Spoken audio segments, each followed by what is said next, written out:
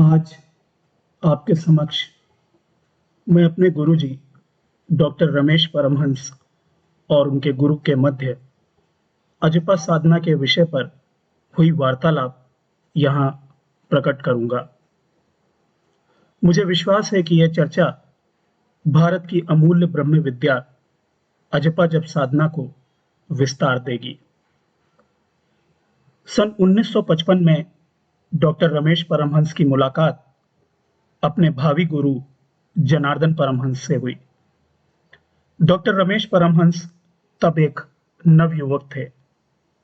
आध्यात्म को लेकर मन में कई प्रश्न थे, कई जिज्ञासाएं थी। जनार्दन जी से मुलाकात होने पर डॉक्टर रमेश परमहंस ने अपने प्रश्न अपने गुरु के समक्ष रखे और ये प्रश्न विशुद्ध रूप से आध्यात्मिक समझ को और गहरा करने के लिए थे। डॉक्टर रमेश परमहंस ने जनार्दन जी से पूछा, आप आध्यात्म के विषय में क्या जानते हैं? जनार्दन जी बोले, एक ऊपर जाती है और एक नीचे आती है। मैं सिर्फ इतना ही जानता हूं और सिर्फ इतना ही जानना होता है। डॉक्टर रमेश परमहंस कहते हैं कि जनार्दन जी के इस उत्तर ने मुझे और उलझा दिया। अपनी जिज्ञासा को शांत करने के लिए मैंने तंत्र योगी जनार्दन परमहंस से और भी प्रश्न किए। डॉक्टर रमेश परमहंस आगे कहते हैं कि दरअसल में अपने बाल्यकाल में मैंने अपने माता पिता से तंत्र योगियों के विषय में बहुत सी कहानियां सुनी थी। मैंने हिमालय के साधु संतों के विषय में सुना था। मैंने उनकी सिद्धियों के विषय में सुना था। उनके आत्म साक्षात्कार की स्थिति प्राप्त करने के विषय में सुना था। मैंने यह भी सुना था कि उच्च कोटि के संत जीवन और मृत्यु के रहस्यों को जानते हैं। मैं कई साधु संतों से मिला भी, परंतु मैंने यह अनुभव किया कि उनमें अधिकतर सिर्फ किताबी ज्ञान तोते की तरह रटे हुए थे और साधनात्मक अनुभूति के तल पर लगभग नगण्य थे। पूर्व में साधु संतों से जिज्ञासावश पूछे गए प्रश्नों के जो उत्तर मुझे प्राप्त हुए थे, उनकी तुलना में गुरु जी द्वारा दिया गया उत्तर बहुत ही सरल एवं भिन्न था। मैंने गुरु जी से पूछा, आपका तात्पर्य क्या है? एक ऊपर जाती है, एक नीचे आती है, इसका क्या मतलब हुआ? जनार्दन जी ने अपनी श्वास की ओर इशारा करते हुए कहा, मैं श्वास की बात कर रहा हूं और श्वास में ही जीवन और मृत्यु का समस्त रहस्य छुपा हुआ है। यह जीवन की पूर्ण शिक्षा है और इसी शिक्षा से प्राप्त होने वाले ज्ञान से व्यक्ति स्वयं को मुक्त कर सकता है। मैंने गुरुजी की ओर कौतूहल भरी दृष्टि से देखा। वे बोले कि मेरी बात तुम्हें असमंजस में इसलिए डाल रही है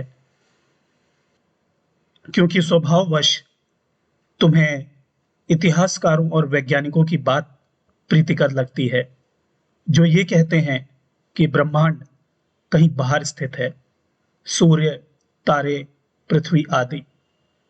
लेकिन तुम यह बात बिल्कुल भूल जाते हो कि हम स्वयं में एक रहस्यमयी सत्ता है, जिसके भीतर अनंत कोटि ब्रह्मांड समाहित है। इसलिए पूरा जीवन सिर्फ भौतिक वस्तुओं को प्राप्त करने के लिए बर्बाद करना एक गहरी अदूरदर्शिता है। अपनी दिव्यता को समझने के लिए हमें अपने आत्म स्वरूप और आत्म स्वभाव की निरंतर खोज करनी चाहिए। इसके लिए हमें किसी उपकरण की आवश्यकता नहीं है, अपितु आती जाती श्वास में समाहित सूक्ष्म स्पंदनों पर एक प्रभावशाली श्वास प्रणाली के माध्यम से नियंत्रण स्थापित कर हम अपने आप से परिचित हो सकते हैं। डॉक्टर रमेश परमहंस कहते हैं कि गुरुजी की ये बातें सुनने के पश्चात मुझे आवेश आ गया और आवेश की ही अवस्था में मैंने गुरुजी से पूछा, तो आप कह रहे हैं कि श्वास के द्वारा हम जीवन मृत्यु के रहस्य को जान सकते हैं। शरीर में संचालित होने वाली बहुत सी क्रियाओं में से एक श्वसन क्रिया भी है। ये तो एक भौतिक स्थिति है, मुझे तो इसमें ऐसा कुछ भी रहस्यपूर्ण नहीं जान पड़ता। तो सिर्फ श्वास को समझ लेने से हम कैसे जीवन मृत्यु के रहस्य को समझ सकते हैं? जनार्दन जी ने कहा, तुम किसी भी तरह का कार्य करो, चाहे शारीरिक हो या मानसिक, चाहे निद्रा ही लेनी हो, हर स्थिति में तुम्हारी श्वास चलती रहती है और कोई भी शारीरिक या मानसिक कार्य श्वास के बिना संभव नहीं। जीवन तभी तक सुरक्षित है जब तक श्वास ठीक से आ जा रही है।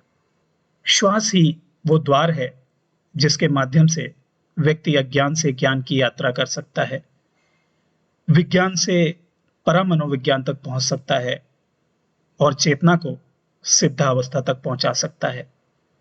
श्वास में जीवन और मृत्यु का समस्त रहस्य छुपा हुआ है।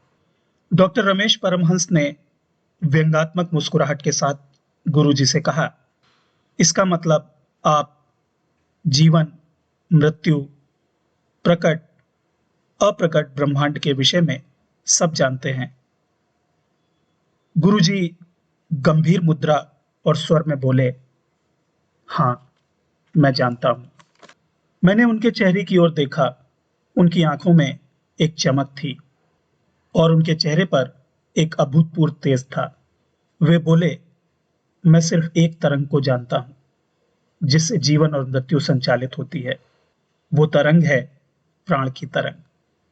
यह तरंग जो कि स्पंदन और गति के रूप में विद्यमान है, इसका बढ़ता हुआ क्रम जीवन है और घटता हुआ क्रम मृत्यु है।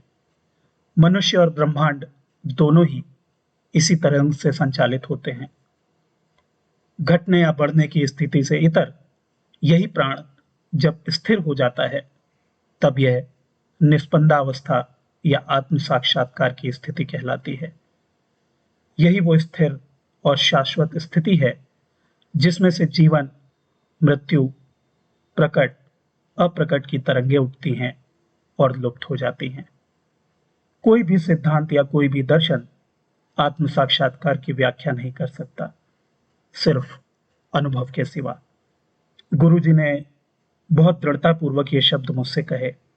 बात जीवन और मृत्यु जैसे रहस्यपूर्ण विषय की हो और उसकी व्याख्या इतने कम शब्दों में हो, ये मुझे हताश कर रहा था। क्या सिर्फ प्राण की तरंग को समझकर हम जीवन मृत्यु के रहस्यों को जान सकते हैं?